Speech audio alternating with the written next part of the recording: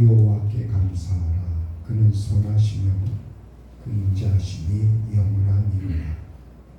여호와의 속량함을 받은 자들은 이같이 말할지어다.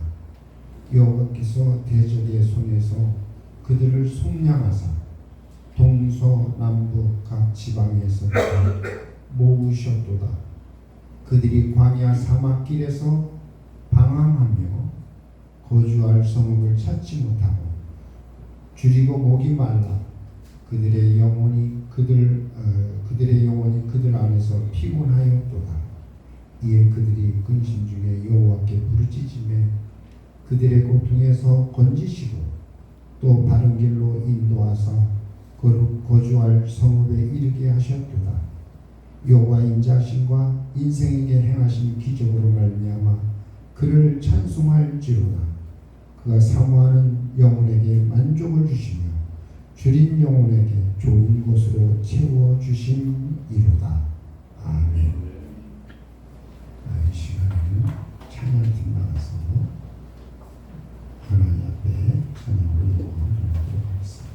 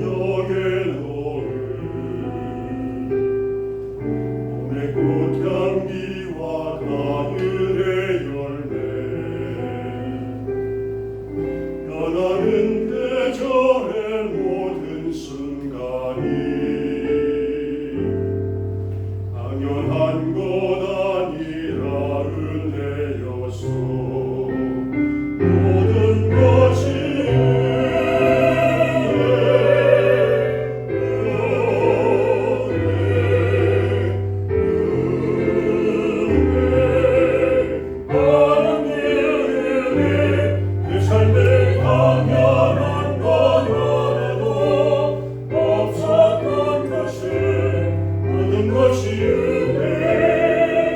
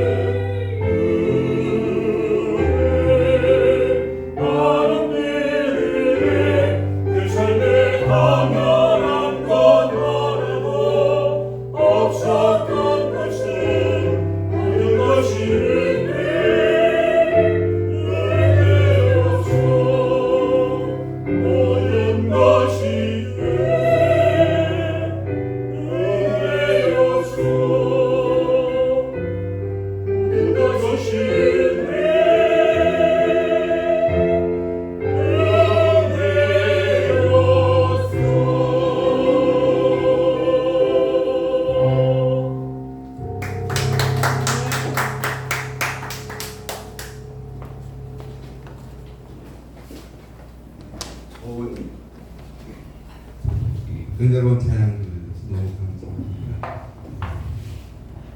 우리 앞에 뒤에 한번 복을 한번 빌어주시죠. 하나님의 복이 함께 하시기 바랍니다. 옆에 분은 인사 한번 해주시죠. 하나님의 복이 함께 하시기 바랍니다. 감사합니다.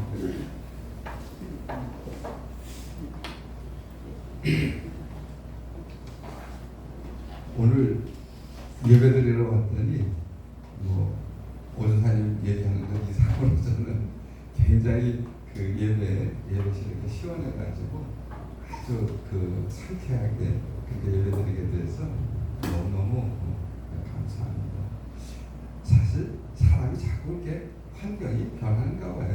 저도 그 어린 시절은 그 60년대 시골에서 이렇게 지냈으니까 맨날 먹고 저기 다 뛰어다니고 그렇게 하면서 이렇게 성장을 했지만 또 지금은 자꾸 이렇게 그 문화가 이렇게 들어와서 자꾸 편리한 것을 이렇게 줬게 되었죠. 그 1985년도에 그때 이제 세계 여행을 처음으로 이렇게 해봤는데 그때 미국에 갔더니 냉장고가 있고 세탁기가 있고 이런 거 보면서 야 이런 세계도 다 있구나 이제 그랬는데 지금은 이게 한국이 그 미국도 못지않게 좋은 그런 시설을 갖추게 되었고 그때 그 기억에 나는 것 가운데 이제 아까 말씀하셨던 그 이스라엘 지역 그 지역 이렇게 가서 보면서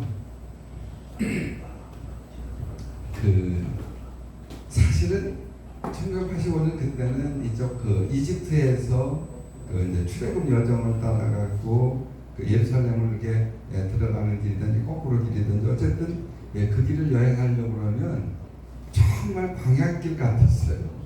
그냥 모래바람 막 쳐와가지고 그냥 간밤에 모래바람이 불어오면 가던 그 도로가 그냥 막혀가지고 그거 치우지 않으면 가잖아요. 이제 그런 지금은요 그 출애굽 여정길에 그 중간중간마다 다 이제 상가 같은 게 들어서고 막 이렇게 해가지고 여기가 그 출애굽 여정의 길인지 그 동네 지나가는 건지 모를 정도로 지금은 그렇게 많이 거기도 변해 있는 그런 모습을 이렇게 볼 수 있고요.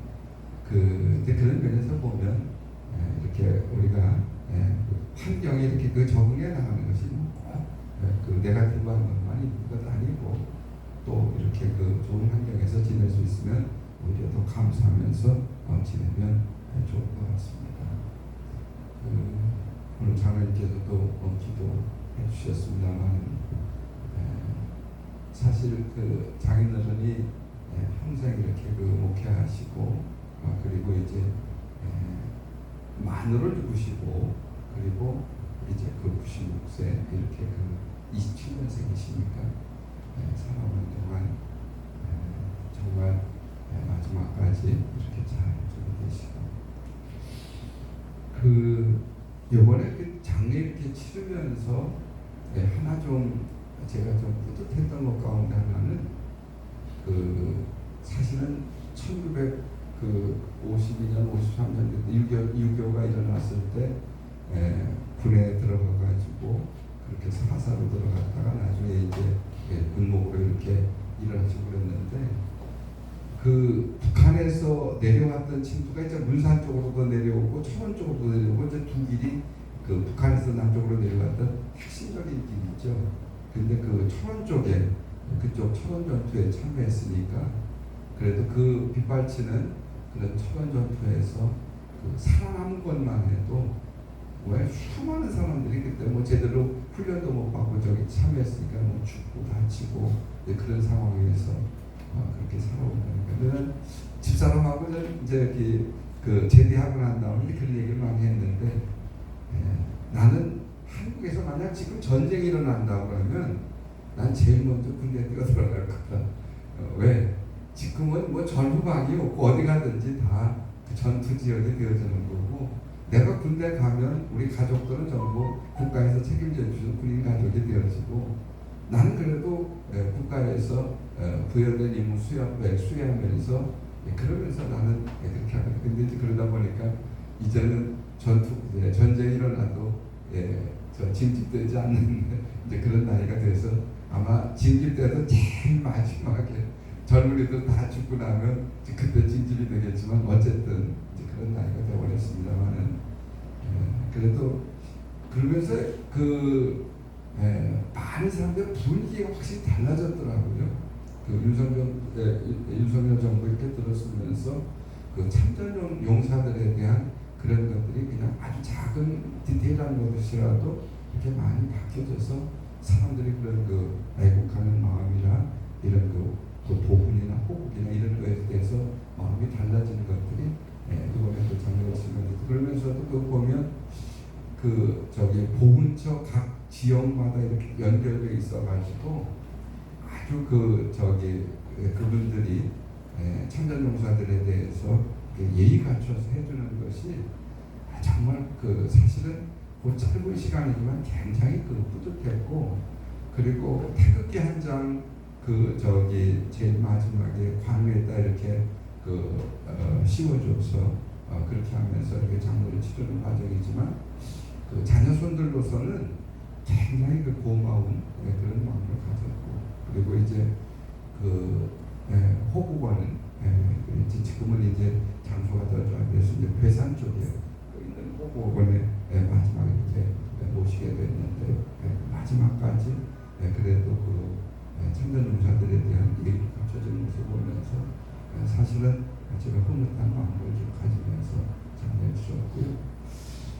그리고 그 돌아가시던 목요일날은 막 천둥 번개 막그 집사람도 그래서 그 아버님 소식 듣고 가면서 옷다 벗기고 신발 다 적시고 그렇게 들어갔는데 그리고 금요일 토요일은 날씨가 정말 그 장마중에도 그렇게 오늘까지 이렇게 좋아서 그렇게 해서 정말 감사했고 또 먼지 또 이렇게 찾아와서 또 그 위문해 주시고 격려해 주셔서 고마워 또 같이 기도해 주신 분들께 감사의 말씀을 좀 먼저 드립니다.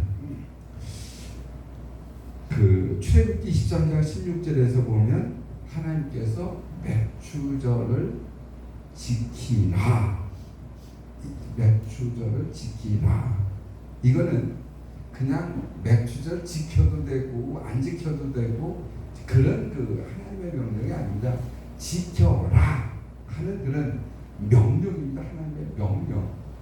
근데 그 맥추절을 지키는 것에 가장 그 기본적인 의미가 뭡니까? 하나님께서 이스라엘 백성들 또 하나가 돼가지고 열심히 농사져가고 첫번 수확이 거치는 것이 이제 그 보리농사, 밀농사 이렇게 지면서 수확이 거치면서 제일 먼저 하나님 앞에 감사하는 그런 감사제를 드렸던 것이 맥추절의 아주 중요한 의미죠.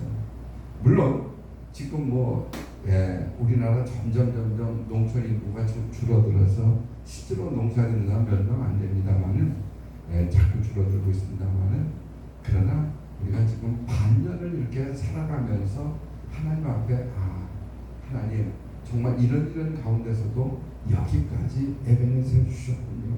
지켜주셨군요. 감사하면서 우리가 감사의 제사를 드리는 것은 대단히 중요한 일이고 그런 면에서 오늘 우리 대부분의 한국 교회들이 맥추절로 지키게 되는데 그런 의미를 가지고 있습니다.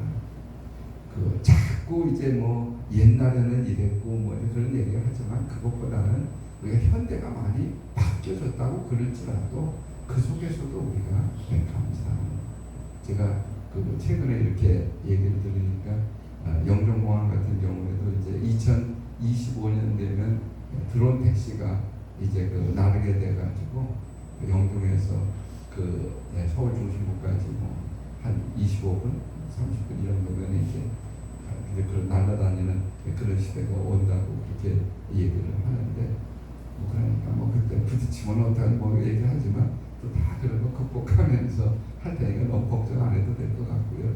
어쨌든 그렇게 빠르게 변하는 시대에 우리가 살고 있지만 그럼에도 불구하고 하나님의 은혜를 기억하고 감사한 마음으로 예배를 드려야 되겠습니다.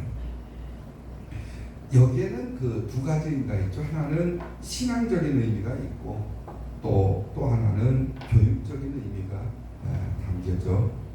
것을 볼 수 있습니다. 그래서 이 백주절을 지켜라 라고 하는 데는 이 절기를 통해서 첫 번째는 하나님의 은혜를 잊지 않게 하는데 아주 중요한 의미를 가지고 있고, 두 번째는 하나님의 은혜를 잘 기억하고 살라고 하는 그런 뜻을 담고 있는 것을 볼 수 있습니다. 그 멕시코에 가면요, 이제 그런 곳이 있대요. 지금 이제 세계화 시대가 돼서 세계에 많이 하는데, 한 곳에 가면 그 한쪽에서는 아주 시원한 물이 나오고 한쪽에는 온수가 나오는 이제 그런 지역이 있는데, 거기 이제 그냥 땅에서 이렇게 나오는 일반적인 그런 자연적인 곳이니까 멕시코 여인들이 거기 가서 이제 빨래를 많이 하는데, 그래서 이제 그 더운 물에다가 그렇게 해서 이제 잘 그 때가 불도록 이렇게 해가 잘해서 그 찬물로 이렇게 해서 그 아주 그 빨래하기가 좋은 그런 장소인데, 그래서 지나가는 사람이 그 얘기를 했는데, 야, 여기 멕시코 참 축복받은 땅이다. 여기 찬물도 나오고 더운 물도 나오고 그래서 빨래하기가 얼마나 좋으냐 그랬더니, 그 멕시코 여인이 하는 얘기가, 아유, 하나님도 불공평하시지 왜 비누는 안 주셔서 비누가 없다고. 따뜻한 물, 찬물 나오는 거 다 저기고 비누 안 주는 걸 안 준 거 가지고 원망했다고 하는 이야기하는 것을 볼 수 있습니다만, 정말 중요한 것은 우리가 감사하며 사는 것. 우리 사도 바울은 그래서 감사하는 것이 바로 하나님의 뜻이다, 그렇게 이야기하는 것을 볼 수 있습니다.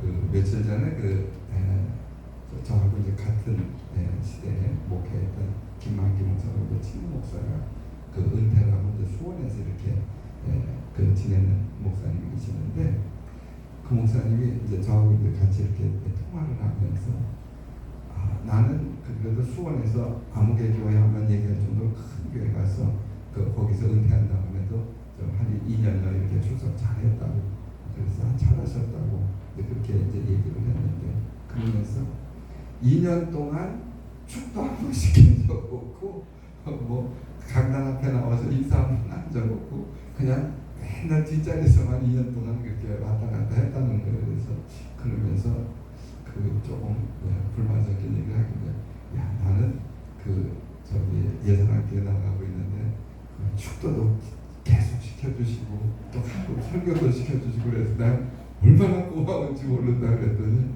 자기도 작은 교회로 바꿔야 될 것 같다고 이제 그러면서 그 친구와 같이 이렇게 대화를 좀 나눠보았습니다만, 정말 우리에게 주어진 삶에서 감사하는 것 대단히 중요하죠.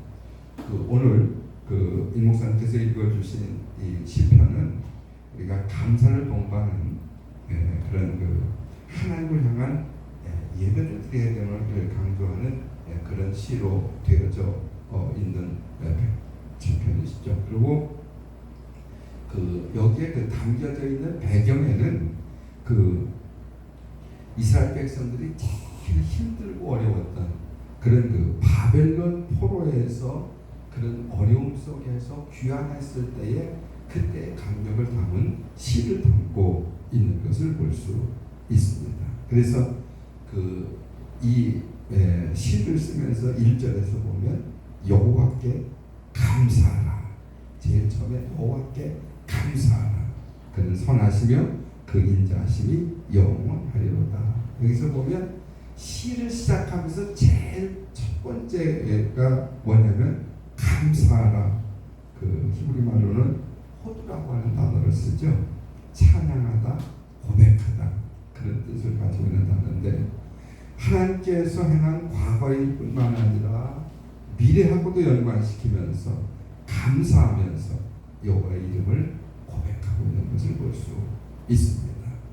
특별히 이 시를 쓰면서 제일 앞에 서두에 여호와께 감사하라 라고 하는 그런 명령구를 둘 까닭은 그만큼 하나님께 대한 감사를 강조하기 위한 것을 볼 수 있습니다. 그러면 우리가 백주절을 맞이하면서 우리가 무엇을 하나님 앞에 감사해야 될까요? 또 우리가 왜 감사해야 될까요? 라고 하는 질문을 던질 수 있습니다. 첫 번째는 고통에서 건져주셔서 감사하다. 우리 그 6절에 있는 말씀, 같이 한번 읽어보실까요? 6절에 있는 말씀, 6절 읽으시고, 같이 한번 읽으십시다. 시작. 이에 그들이 근심 중에 여호와께 부르짖으며 그들의 고통에서 건지시고. 여기서 보면 하나님 앞에 부르셔 기도했더니 고통에서 건져주셔서 감사했다. 고통에서 건져주셔서 감사했다. 건져주신다. 아침엠이라고 하는 단어를 쓰는데 하나님께서 그들을 건지신다. 그런 의미를 가지고 있는 단어죠. 이스라엘 백성들이 근심 중에 하나님 앞에 하나님 이런 근심이 있습니다. 행복하게 부르짖을 때 하나님께서 그래 그렇게 근심이 있느냐 한 번만 이제 그 구원하는 것이 아니라 지속적으로 하나님께서 구원해 주시는, 그래서 감사하고 있는 말씀을 볼 수 있습니다. 제가 지난번에도 한번 그런 말씀을 드렸습니다만은 살아온 기적, 살아갈 기적이라고 하는 책을 쓴 장명희 교수라고 하는 분이 계십니다. 정말 그 장애를 가지고 있는 그런 실망하고 절망할 수밖에 없는 사람인데, 정말 그분에게 한마디 던졌던 그 한마디가 자기의 생을 완전히 뒤바꿔 놓고 교수의 생으로 감사한 생으로 하고 갔는데, 그는 그의 책에서 이렇게 얘기하고 있습니다. 그 아저씨는 나를 흘낏 보고는 그냥 지나쳐갔다. 그러더니 다시 돌아와 내게 깨어 두 개를 내밀었다. 순간 아저씨와 내 눈이 마주쳤다. 아저씨는 아무 말도 하지 않고 잠깐 미소를 지어 보이며 말했다. 괜찮아. 무엇이 괜찮다고 하는 것인지 모르지만 그 엿장수 아저씨는 괜찮아. 그런데 돈 없이 깨어서 공짜로 받아도 괜찮다는 것인지, 아니면 목발을 짚고 살아도 괜찮다는 것인지, 그런 것이 중요하지 않고 중요한 것은 내가 정말 괜찮구나 라고 하는 것을 그날 이제 마음에 정했다고 하는 것입니다. 이 엿장수가 던져주셨던 늘 그 불만 가운데 있었고 장애 가운데 있었던 이 어린 소녀에게 괜찮아, 그 한마디는 완전히 이 소녀의 생을 바꾸어 놓게 되었던 것을 볼 수 있습니다. 어둠 속에서 소망의 빛을, 절망 속에서 희망하는 자들에게 희망을 갖게 했던 괜찮아 한마디였다고 하는 것을 이야기하고 있는 것을 볼 수 있습니다. 그러면서 장명희 교수는 기적이란 다른 먼 곳에 있는 것이 아니라 아프고 힘들어서 하루하루를 어떻게 살까 노심초사하면서 버텨낸 나라들이 바로 기적이다.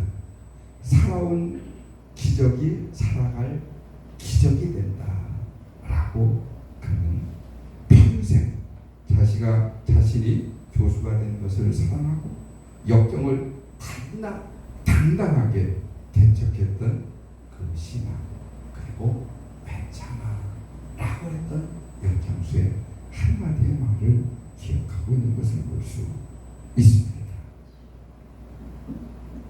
그 뉴스보드를 이렇게 검색을 하면서 아침에 이렇게 보니까 그 임채무 씨가 생을 살아가다가 저기다가 하는 그런 소식을 접하면서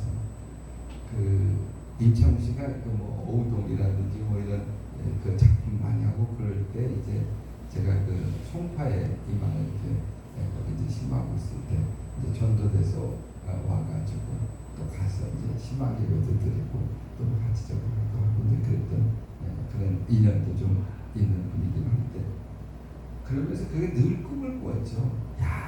아이들에게 정말 멋있는 그런 그 꿈동산을 좀 만들어보면 좋겠다. 그러면서 어떤 그 돈 버는 저기도 있지만 아이들에게 그 꿈을 심어주는 그런 놀이동산을 하면서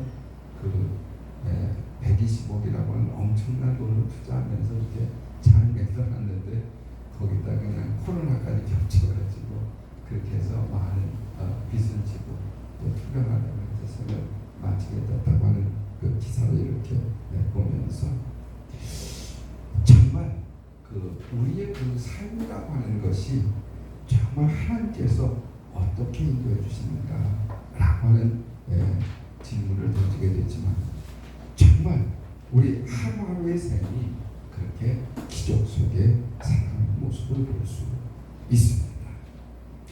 부르짖어 기도하면 하나님은 응답해 주시고 놀라운 역사를 보내주시면서 인생의 모든 골짜기와 험난한 산길, 울퉁불퉁한 고난길을 평탄케 하시고 구원을 체험케 하시는 하나님께 우리가 감사해야 될 줄로 믿습니다.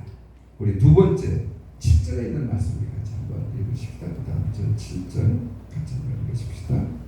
예, 시작. 또 바른 길로 인도하사 거주할 성읍에 이르게 하셨도다. 할렐루야. 여기서 보면 바른 길로 인도하사, 바른 길로 인도하시다. 두 번째, 하나님께서는 우리를 잘 인도해 주셔서 감사한 줄로 믿습니다. 여기 인도해 주신다. 와야드리캠이라고 하는 단어를 쓰는데 하나님께서 완벽하게 인도해 주신다 라고 하는 의미를 담고 있는 와야드리캠이라고 하는 단어인데 하나님께서 인도하시는 결과 이스라엘이 하나님이 원하시는 곳에 이르게 되었음을 가르쳐 주시는 바벨론 포로 속에서 시를 쓰면서의 고백이죠. 바른 길로 인도하셨다 라고 하는데 그 중점을 두고 있는 것을 볼 수 있습니다. 잭 캠필드라고 하는 분이 쓴 책 가운데 사랑하는 가족에게 읽어주고 싶은 이야기라고 하는 그런 책이 있는데 거기 나오는 얘기 가운데 이제 그런 얘기입니다. 뭐냐면 이제 미국도 대공황이 와서 어려운 때지만 중국에 이제 선교를 하면서 선교사가 이런 어려움이 있습니다. 그래서 미국에서 옷을 많이 걷어가지고 그렇게 해서 이제 선교사가 선교하는데 도움이 되도록 구호품 상자를 보내는 일을 하게 되었습니다. 근데 미국도 대공황이 와서 굉장히 어려운 상황 속에서 이제 구호품 상자를 만들어서 중국으로 보내게 되었는데 구호품 상자를 보내고 난 다음에 보니까 자기가 썼던 안경이 없어진 겁니다. 그래서 이 안경이 어디로 갔을까 아무리 찾아도 안경이 없는 겁니다. 근데 대공황이라 그때는 참 미국에서도 살기가 힘든데 안경이 없어졌어서 그래서 저기 했는데 얼마 지난 다음에 중국에서 선교하는 선교사가 미국에 와서 설교하는 일이 있게 되었습니다. 선교사가 강단에서 이렇게 쭉 서서 얘기를 하는데 한참 동안 말이 없이 서 있더니 그때 첫 번째 말을 꺼내는 게 뭐냐면 바로 안경에 대한 이야기를 하는 겁니다. 중국에 선교하는데 하루 공산당이 와가지고 막 휩쓸고 가는 바람에 그만 자기가 쓰고 있던 안경까지 다 이제 부서지고 없어져 버리게 되었다고 하는 겁니다. 그래서 굉장히 불편하게 보내고 있는데 미국에서 구호품 상자가 왔는데 보니까 제일 위에 안경이 놓여져 있는 겁니다. 그래서 그 안경 써보니까 자기 시력하고 또 딱 맞는 안경이 거기 있는 겁니다. 그래서 하나님께서 이렇게 어떻게 정확하게 내 시력도 알고 안경을 보내주셨냐 그랬는데 보낸 분은 안경 잃어버렸다고 서술했는데 받은 분은 정말 하나님께서 이렇게 보내주셨다고 감사했다고 감동했던 그 이야기를 담고 있는 것을 볼 수 있습니다. 실수를 해서 안경이 구호품 상자에 들어갔지만 그 실수조차도 하나님께서는 완벽하게 인도해 주셨던 좋으신 하나님이신 줄로 믿습니다. 이스라엘 백성들이 스스로 길을 찾으려 할 때는 찾지 못했지만 하나님께서 길을 다 인도해 주신 줄로 믿습니다. 하나님께서 인도해 주실 때는 바른 길로 접어들게 하시고 앞을 가로막는 문제까지도 해결해 주시고 실마리를 열어주시는 좋으신 바른 길로 인도해 주시는 하나님이신 줄로 믿습니다. 그러기에 이 바벨론 포로에서 인도해 주신 하나님을 감사하게 되었던 것입니다. 세 번째는 우리 9절에 있는 말씀 한번 마지막으로 읽으십니다. 9절.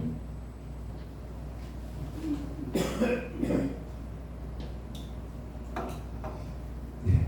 그가 사모하는 그가 잘 안 넘어가는가 봅니다. 예, 그냥 읽을게요. 제가 그가 사모하는 영혼에게 만족을 주시며 줄인 영혼에게 좋은 것으로 채워 주시리로다. 같이 한번 읽으시면 찾았으니까 그가 사모하는 영혼에게 만족을 주시며 줄인 영혼에게 좋은 것으로 채워 주시리로다. 할렐루야. 하나님께서 채워 주셔서 감사합니다. 할렐루야. 우리가 맥주 감사를 고백하면서 하나님께서 늘 채워주셔서 감사합니다. 이스라엘 백성처럼 고백할 수 있기를 기원합니다. 그 인도에서 있었던 얘기인데요.